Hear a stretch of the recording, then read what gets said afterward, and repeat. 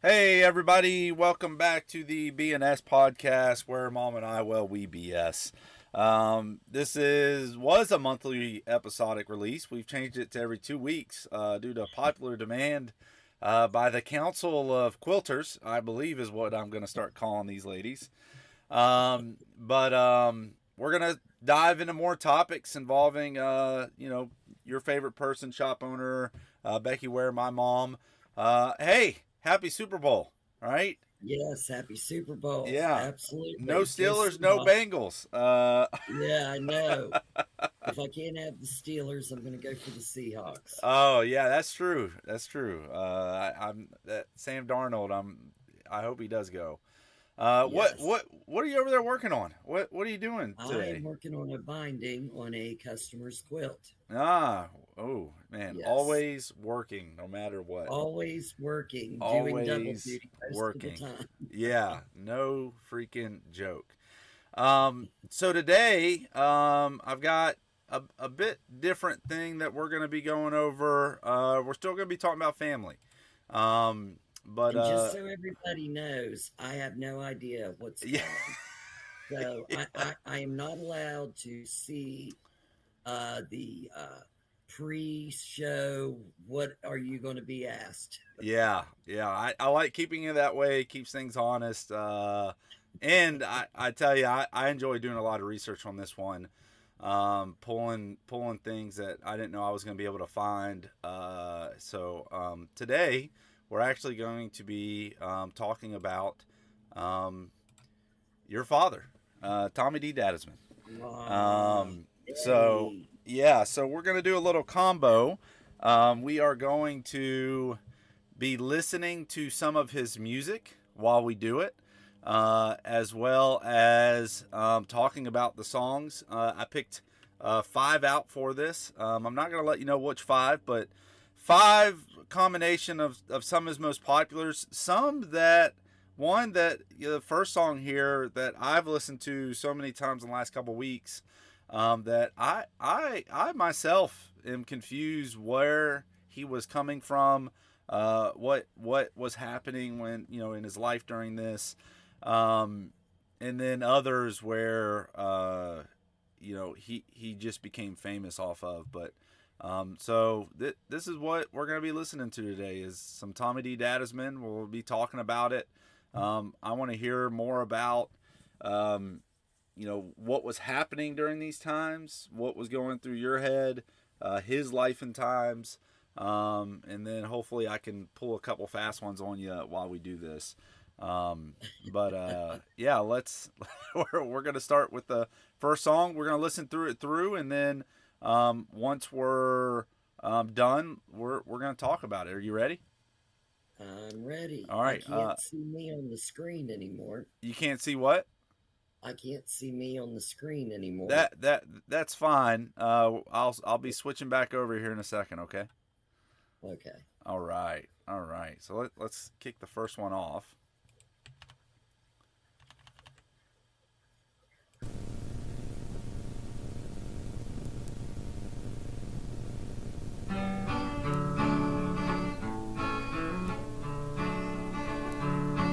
I parked the car down at the mailbox.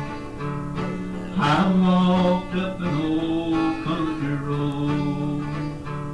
It must have got longer, steeper than when as a boy I would go. Where does time go, friend? Tell me where does time go? One day we're young, next day we're old. Tell me where does time go?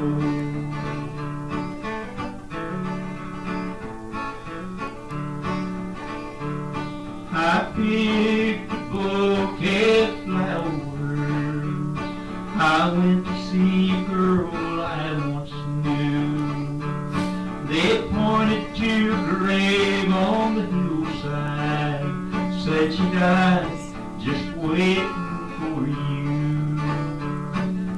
Where does time go, friend? Tell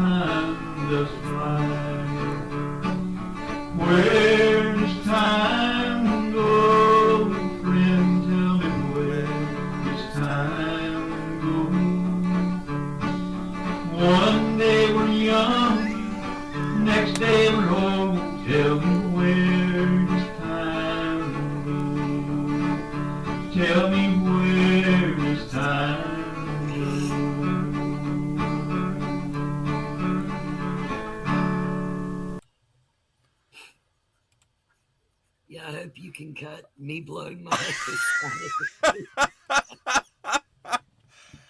That I'm gonna kill song you for that. has utterly torn me up like 3 or 4 times in a row in the last couple weeks.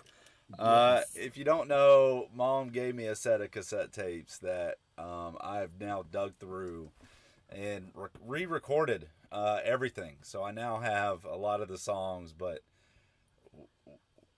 that song, I felt him. It would make anybody feel a certain type of way. You know, but the way he sung it is Yes. it's almost like he was walking back into an older life that he didn't recognize anymore. And Yes. what did he ever talk to you about this song or I was trying to remember while it was playing. I know we'd already lost Grandpa, mm, and and I think it might have been between the time that there was just like a couple years between when Uncle Kenny passed and then Grandma passed, and yeah, I kind of think that Grandma was still alive when he made that song, but we'd lost some very close family members, yeah, and Dad was getting older, and when Uncle Kenny passed away, that family that I talked about on the podcast the last time, um, Grandma was getting feeble, and we weren't having the family get-togethers that were almost a couple times a week. Went to almost nothing, and we all felt it. All of us felt it, yeah, and but time just became a thing that nobody had much of, and families weren't getting together. And when Dad wrote that song, I think he was really in a bad place for missing Grandpa and Uncle Kenny, and yeah. missing all of the family being together as a unit. So, yeah, I think that he did a great job on that one. And It Dad wrote all of his own music. He did sing like Conway Twitty and yeah, other music, but Dad wrote all of his songs were all originals, yeah, and all of them were either comedic or very emotional. yeah. Yeah, they were, and they were all fantastic. Ironically, when I was doing all this and doing the research for it, I ran across this photo of this young whippersnapper, Uncle Kenny, Uncle Kenny. yes, And when I uh, ran across this online as I was trying to find all this stuff on Grandpa, and it blew yeah, me away that he looked the exact same way when he was younger as when he was older.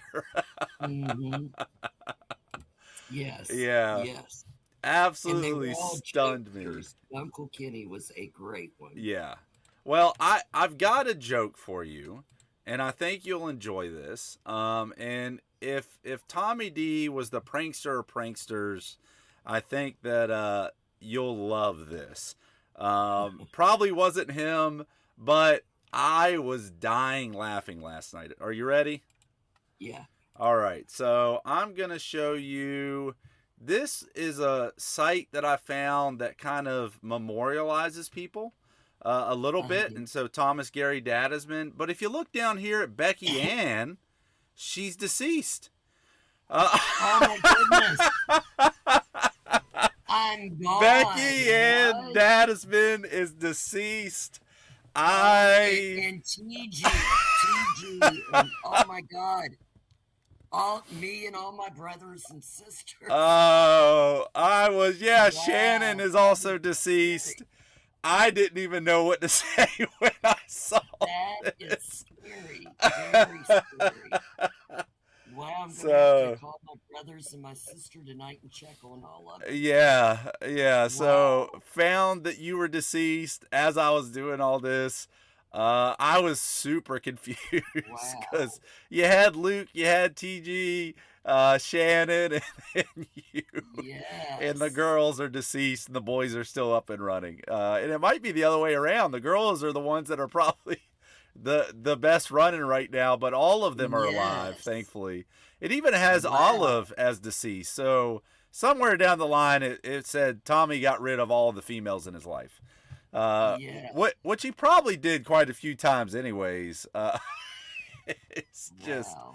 breaking that apart, but yeah. So just doing the research for this stuff. You can't believe everything you read online. You can't believe what you read online. My mother died quite a long time ago. You guys have all been working with a ghost of the past. Yes. Her work ethic is so strong, she won't move on.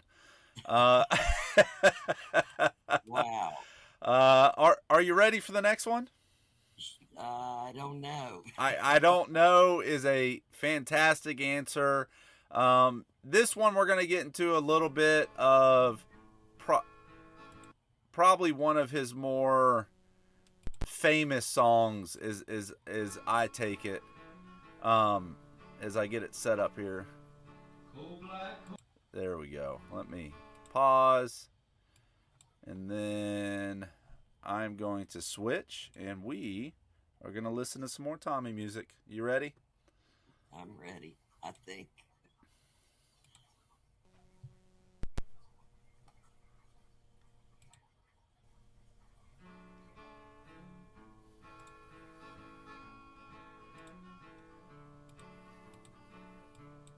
Coal, black coal,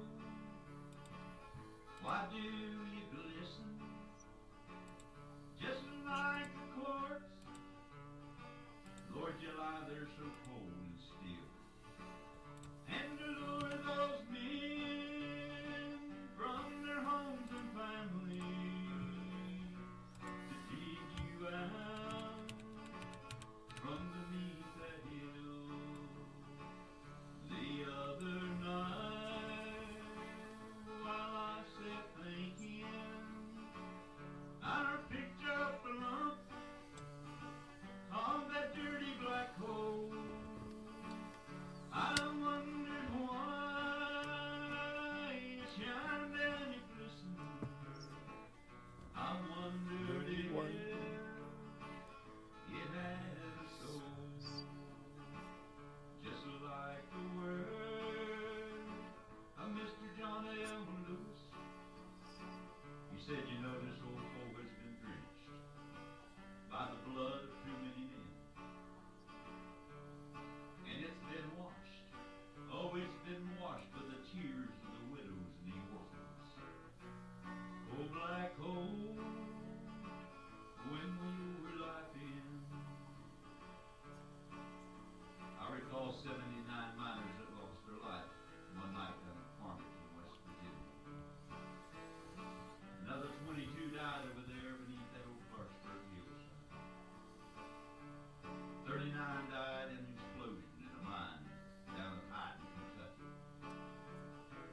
Beneath these old Appalachian hillsides, my God, how many miners have you killed? There was a crew of men trapping the water in a little mine up in Pennsylvania. They were able to get down and get one miner out, but the rest had to go to a watery grave. Little babies they cried and the women they prayed, but nobody could get down there and save them.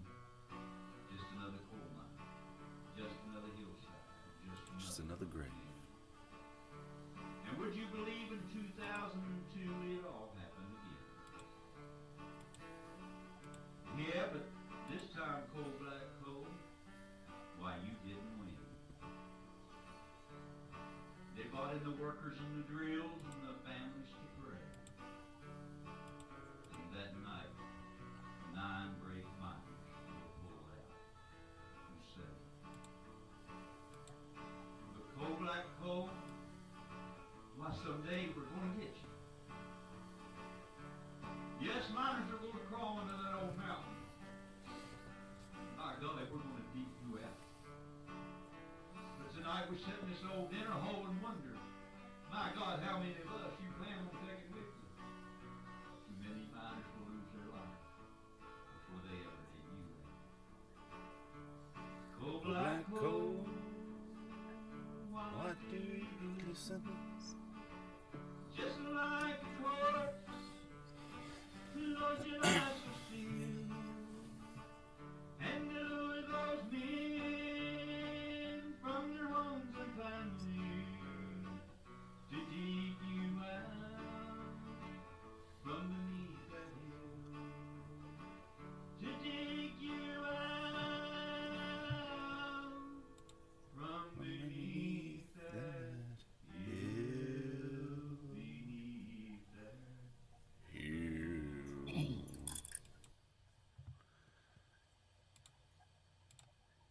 Coal Black Coal.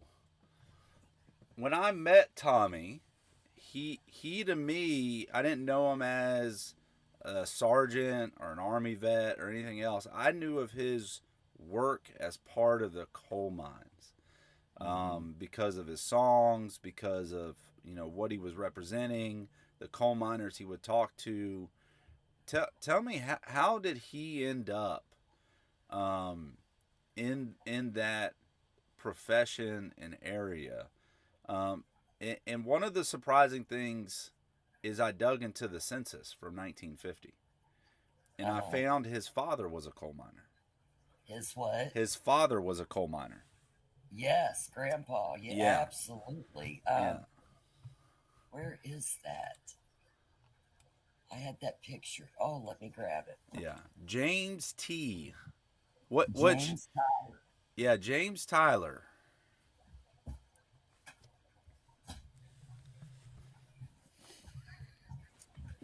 So Grandpa didn't want to take this picture, but that's him when he got off from the coal mines one day in Grandma. Oh no way! Yes. It, Yes. and he was about 8 years older than Grandma. When Yes. yeah. Yes. That is Yeah. absolutely amazing. Now Tommy did this other thing in his songs, which I believe I probably only ever heard with kind of Willie's, a little bit of Conway, but he did this sing song talk almost. He would Yes. talk Yes. through Where his he tells part songs. of the story. Yeah. Yes. What can you tell me about that? How did that make his entertainment so much better than most country Um, singers I've ever seen? it's like folklore. It just David Allen Coe did it a lot. It just you had a story you wanted to get across. Dad would sing some, but then when he would talk, it was telling a part of a story Yeah. that just kind of didn't go into the song, but it made it so much more meaningful to tell that part of the story in the song. Yeah, and he Dad does. and I wrote a song. I was 19, called "A Day Arranged for Cheating," and I he couldn't spoke find for that. that. I'm Yeah, hoping it's on one of these last cassettes. yeah, and one of my favorite songs ever. But me and Dad, I wrote most of the song, and Dad helped me along with it, and turned into a wonderful song. Bad story, but wonderful song. And but yeah, Dad was really good at that kind of like folklore Yeah. included in a song, um, and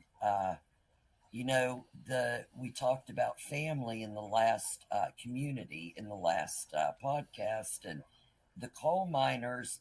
I don't know if it's as abundant today like everything else as it was back then, but the coal miners were all a family. Um, you had the coal camps, and that might have made that even more so with the coal camps, but they all lived in the same community, they all worked together, they would have dinners and Yeah, socials they, and they they didn't get dollars. They got like script, right? Like coal company camps. script. Yes, Yeah, yes. and so you couldn't go to another town and go buy your groceries. You were getting your groceries from the camp's Yes, market. so the coal company kept making that money back, yes. But Yeah.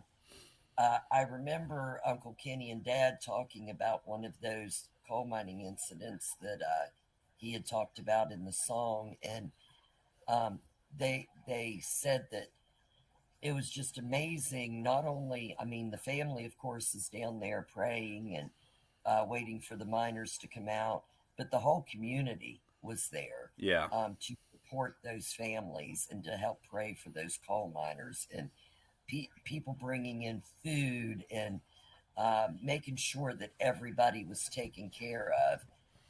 Whereas today, I mean, you hear about a mining accident, and I'm sure there are people down there at the mines, their families and loved ones, but it used to be when there was an accident, the entire community came together to pray and provide sustenance and whatever was needed for those other families. And that's another thing that is really missed today, but it's something that Dad's song truly picks up on is the community around the coal miners. And Yeah.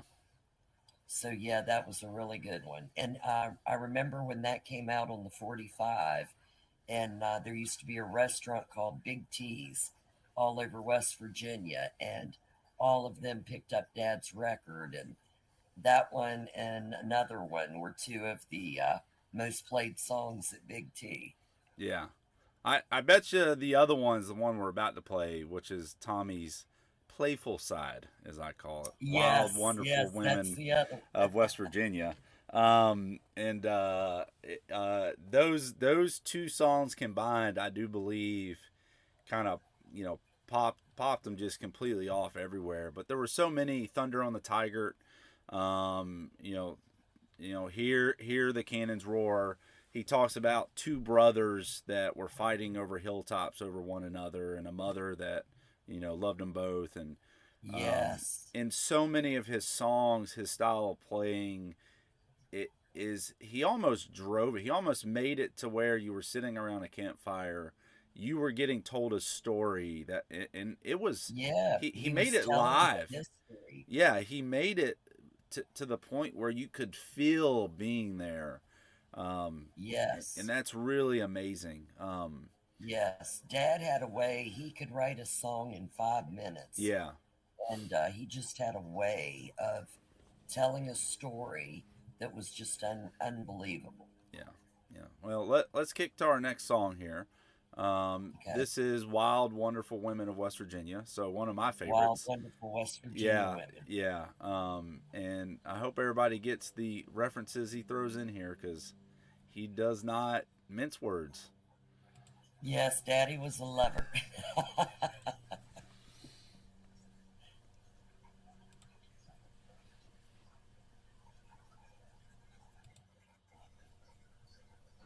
I love my wild, wonderful West Virginia women. I love them in the swimming hole every time I go swimming. Love me in the kitchen, hey, when it's supper time. I guess if I admit it, boys, I love them all the time. You can talk about your pretty girls way out in California. You can talk about the Florida girls and the bathing suits they worn. You can talk about the pretty girls way down in Alabama. But it takes a mountain girl to please a mountain man. Yeah, I love those wild, wonderful West Virginia women. I love them in the swimming hole every time I go skinny dipping. Love me in the kitchen, they when it's supper time. I guess if I admit it now, I love them all the time.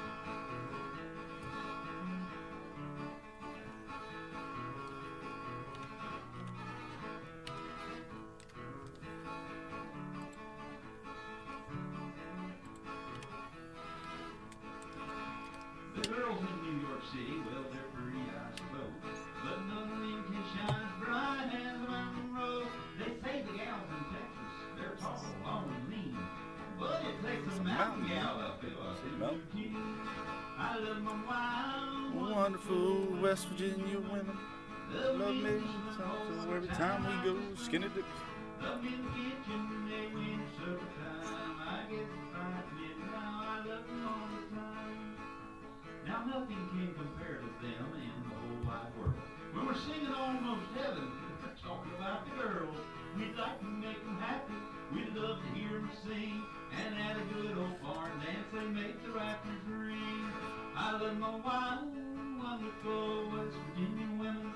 Love them in the swimming hole every time I go skinny dipping. Love me in the kitchen when they win supper time. I guess if I admit it, boys, I love them all the time.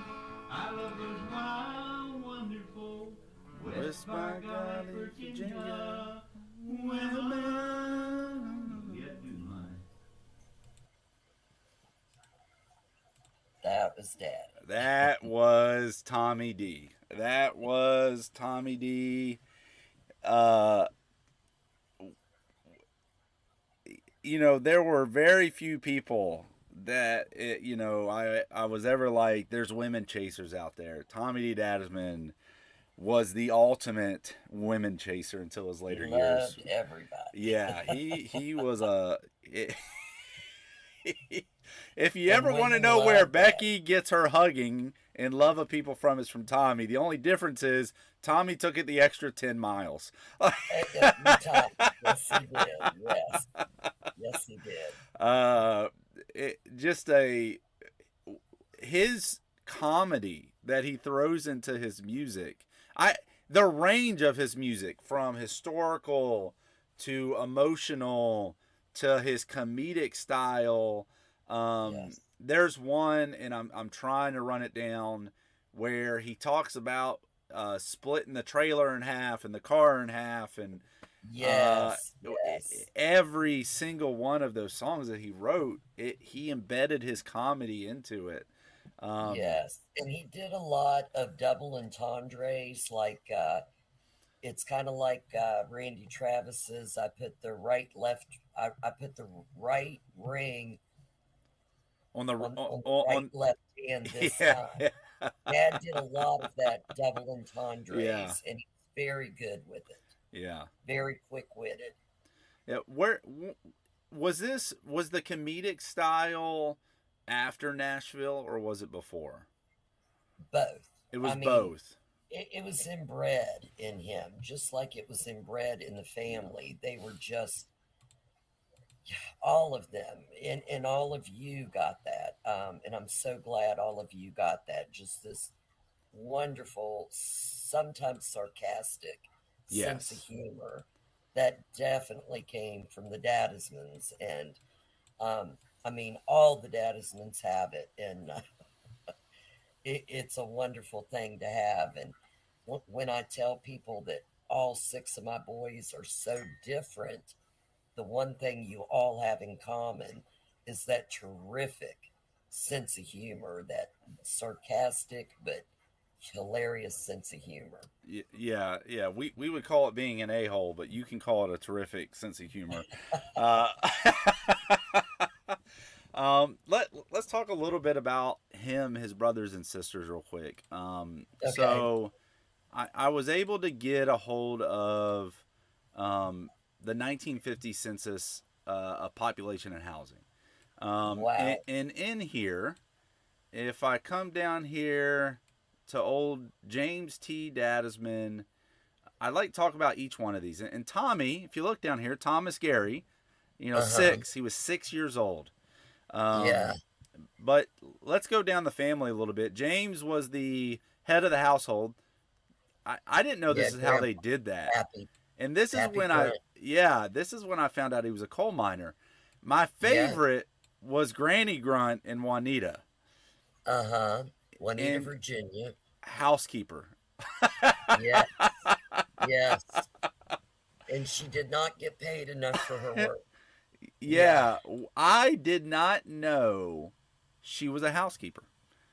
Yes.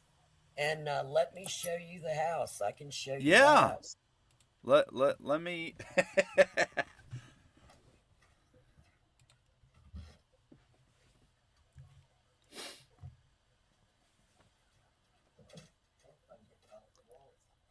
Yeah. Oh, she's bringing things off the wall. Here is the house. Wow. And it only had two bedrooms, and all three kids shared one bed. Ooh. Yeah. And the three kids, we have Kenny, who we talked about a little, and then Aunt Sharon. Aunt Sharon. She reminded me of Reba McEntire. Yes, she Beautiful. did. The best rolls that I've Oh, ever eaten in her my hot rolls were entire famous. life. Never been Famous. able to recreate, never been able to see again. No. The best. Now, Kenny passed away in 2006 ish, 2003, in I between can't that. remember the year. I Yeah, was in college. I quit college yeah, for the semester when he passed. yeah. And then Sharon, She just passed away a couple Recent. years ago. Her and Yeah. Uncle Larry both. Yeah. Yeah. Yeah. And those two in itself are their own story. Yes. The Yes. best ever. Amazing Yeah. people. Uncle Larry taught me how to ride horseback, and Yeah. Aunt Sharon just she was grandma made over. Yeah. And then we had Tommy Yeah. G. Son. He Uh, was the baby, and Aunt Sharon and Uncle Kenny always said he was spoiled. yeah, they knew it. You could almost Yes. tell when you talked to those three who was the Yes. oldest, who had to do Yes. everything, Sharon, Uncle and Kenny was then always in charge. Yes. who was the fun-loving out Yeah. there. I got away with everything. Never had any responsibility. Yes. Yeah, you Yeah. could tell between the three who was what. Yes. I really thought it was amazing to kind of find this. And reading it, they were out near Independence School, Route 30. And I think that's where the little schoolhouse was. Yeah, I believe I'll have to ask Uncle Roy, but I believe so. The house that sits in front of Grandma Dadisman's was the actual schoolhouse, and Ah, I believe that house I showed you the picture of was back behind where the house is now. It might even been up where Uncle Roy lives, gotcha. but that house was back up in there somewhere in the hollow. Yeah. Yeah. Yeah, and when we do Sharon's, that I ironically ran across a lot of family as I was doing this research, and it it was killer. It's like going back and remembering things that you know. I'm not saying you ever want to forget, but a lot of stuff hit as I was kind of going through all this stuff. We're gonna move on to our last song, which is my actual favorite one. So we're gonna play that, and then let's talk about it.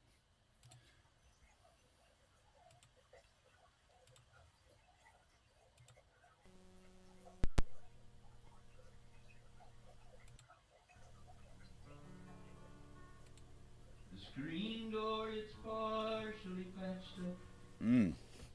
The old house, it's slowly falling down. The grass seems to grow a little higher. Since Mama, she's the only one around.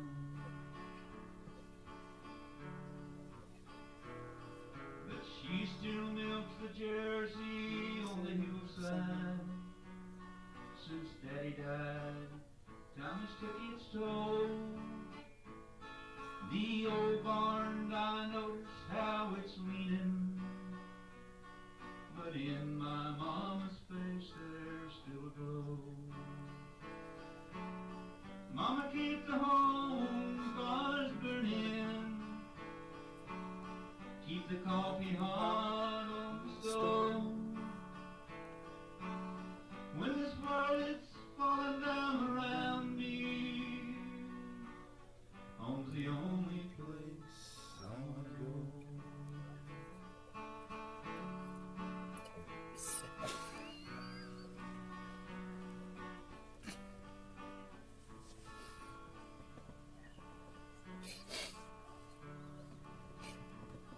We must have sat and talked till morning. She said, child, you better get some rest. You know that road you travel, why it's a hard one. I'll say a prayer and God he will do the rest. Mama, keep the home fires burning. Keep the coffee hot there on the stove. When this world is falling down around me, home's the only place I wanna go. The screen door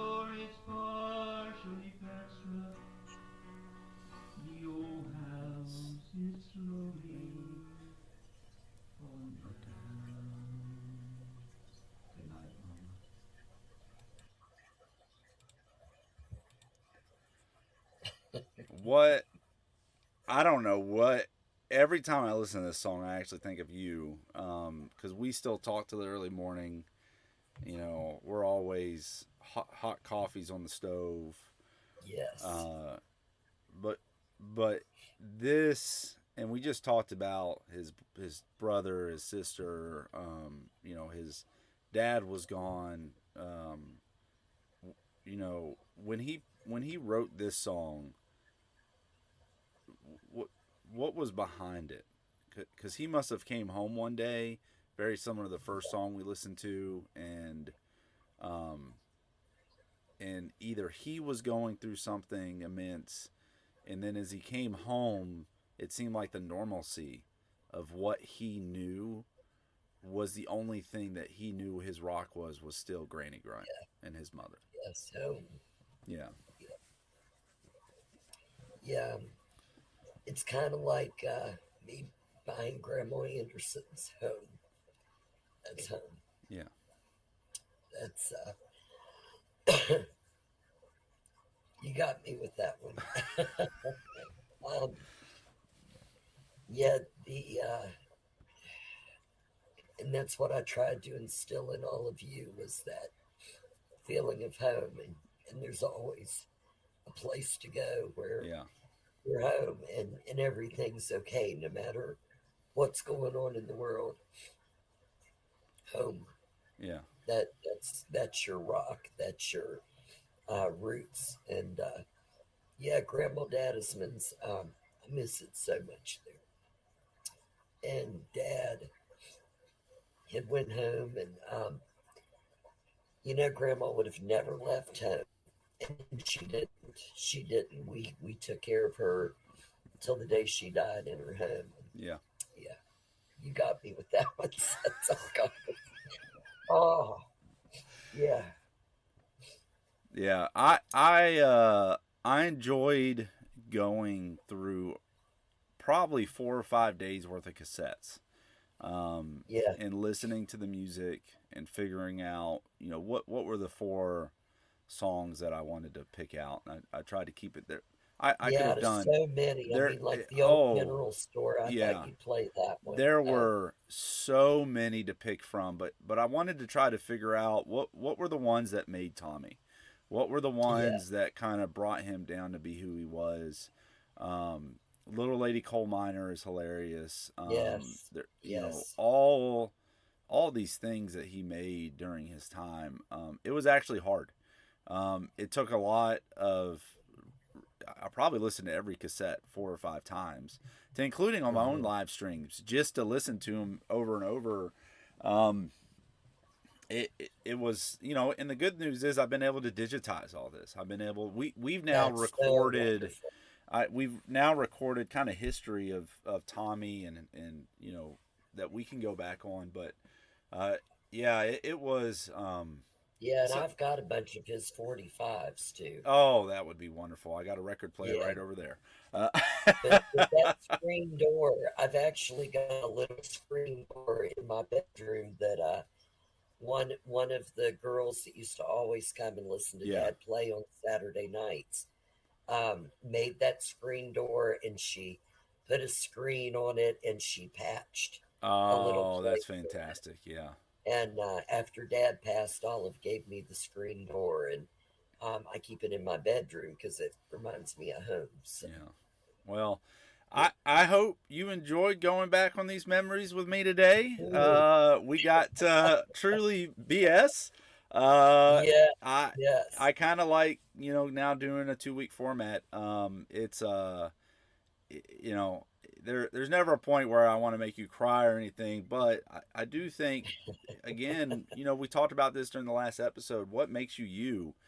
And I hope yeah, everybody's listening to this stuff and was listening to the music, listening to the people that you know, Mom was around to make her who she is, why she is the person she is. yes, Tommy had a huge influence on that. All these people had a huge influence on that. But yeah, um, I was excited about a Tommy D episode because I do feel like if there was yes, someone that I was probably the most like in the family, even though I was the yes, oldest, it was probably Tommy D. Yes. Yeah. And I have a funny story about Dad. You may have to cut it out when Yeah, you do the yeah, editing. go. So every night, I did not get to actually live with my father because my parents were split up. But well, they were together a couple Yeah. years in my early years. And they split up, and I didn't meet Dad till I was 13 again. And when I was 18, I moved to Nashville, and I moved in with Dad and my brother Luke, and got to live almost a year with Dad, which was amazing. And he was trying to make it in Nashville, Yeah. and I actually have two good stories about that. We lived in Asheville, or not Asheville, Ashland, right outside of Nashville, and Dad would play every night, and we'd just sit and listen to him practice, and I could sit for years and listen to Dad play. But he was playing one night in the living room, and my car was parked. Don Williams. Okay, so um, Dad was playing one night, practicing his music. Me and Luke were sitting there listening, and I don't know, playing cards or something. And the front door opens, and Don Williams is standing there, the country singer, Don Williams. And he says, "Hey, does one of you have this little Toyota Starlet out here?" And I said, "Yeah, that's mine." And he said, "Well, I just wanted you to know you left your lights on." He said, "I went ahead and got in it and turned the lights off, but I didn't want you to think I was trying to steal it." And he turned around to Dad and said, "I'll see you at church Sunday, Tom.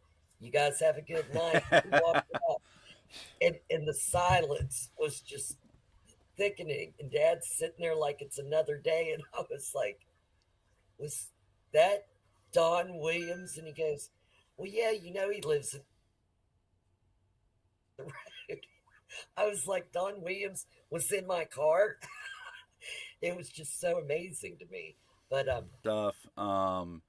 We'll kind of end it on and I don't know who Dan as Dot is, by the way. Could not tell you. Dan and Dot. Dan and Dot. Tommy wrote a song specifically to them. So our outro is going to be this song that Tommy wrote for Dan and Dot. Okay. Don't know who it is, but it's a wonderful song, and it's a wonderful love song for 40 years. And if you want, go ahead and give your outro, and we'll end on playing this last song. Okay. I hope you guys enjoyed this podcast. Thank you for helping me live my dream, and I hope you're all living yours. Have a wonderful week. All right, let's end on Tommy. I love you, Seth. Love you too. 40 years ago in Cascade, West Virginia, Daniel and Dorothy met, and there they fell in love. Their marriage had 4 children, 2 are here today. The other 2 rest with God in that mansion up above. Dan Connor served his country in the United States Marine Corps, worked in the West Virginia mines. Dorothy raised the children with tender love and care, and 40 years later, their love still stands the test of time. David and Denise, grandkids Michael and Brian, wishes Dan and Dot the very best. 'Cause there could never be any greater parents or grandparents, and they have gave this family much love and happiness. Dan Connor served his country in the United States Marine Corps, worked in the West Virginia mines. Dorothy raised the children with tender love and care, and 40 years later, their love still stands the test of time. Dan and Dot, your friends have gathered here today to wish you the very best. And your family is here to tell you how much they love you and how much their lives has meant. And I know no matter how long that God gives us on this earth, your family will be there for you all the time. Dan Connor served his country in the United States Marine Corps, worked in the West Virginia mine. Dorothy raised the children with love and tender care, and 40 years later their love still stands the test of time. And 40 years later your love still stands the test of time. Congratulations from Tommy D. Never heard that one before. Me neither. All right, bye everybody. See you next time. Bye-bye.